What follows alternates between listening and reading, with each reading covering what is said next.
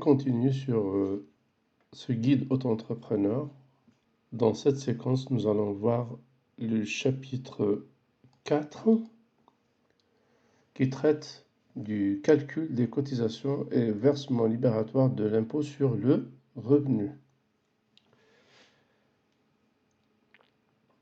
Alors, auto-entrepreneur, comment sont calculées les cotisations sociales et l'impôt sur le revenu? Pour calculer les cotisations et contributions sociales, un taux est appliqué sur le chiffre d'affaires encaissé.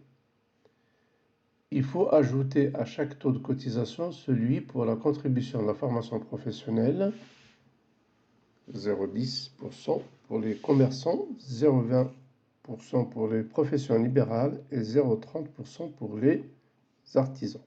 C'est ce qu'il faut ajouter ici. Alors, nous allons voir sur ce tableau les différentes activités, le taux plein de cotisation et le versement libératoire de l'impôt sur le revenu. Juste un petit rappel, nous avons déjà vu un autre tableau, mais concernant l'ACRE. Ici, parce qu'il y a un bénéfice d'un taux minoré. Donc pour la première année, si on peut bénéficier de l'ACRE, comme vous voyez ici, les taux sont réduits par rapport à ce qu'on va voir ici. Ceux qui ont fait plus d'une année, c'est-à-dire ceux qui ont bénéficié de l'ACRE, après ils vont passer à ces taux. Ou bien ceux qui n'ont pas bénéficié de l'ACRE aussi, ils vont passer directement à ces taux. Alors on va voir les activités, les ventes de marchandises, ce qu'on appelle le bénéfice industriel et commercial. Donc le taux plein de cotisation il sera 12,3%.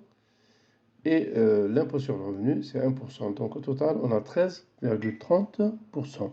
En ce qui concerne les prestations de services commerciaux et artisanales, toujours en bénéfice industriel et commercial, bien le BIC,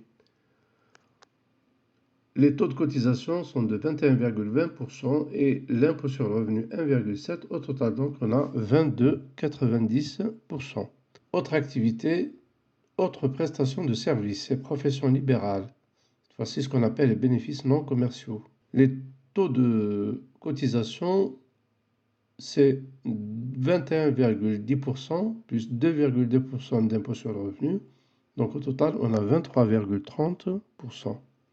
En ce qui concerne les professions libérales relevant de la CIPAV, c'est 21,20% de cotisation et 2,2% d'impôt sur le revenu. Au total, 23,40%.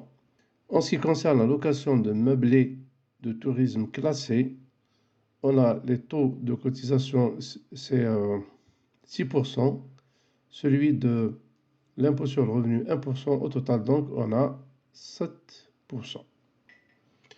Voilà, donc comme indiqué ici, donc il faut ajouter toujours la contribution à la formation professionnelle et la taxe pour frais de chambre et de commerce ou de métier.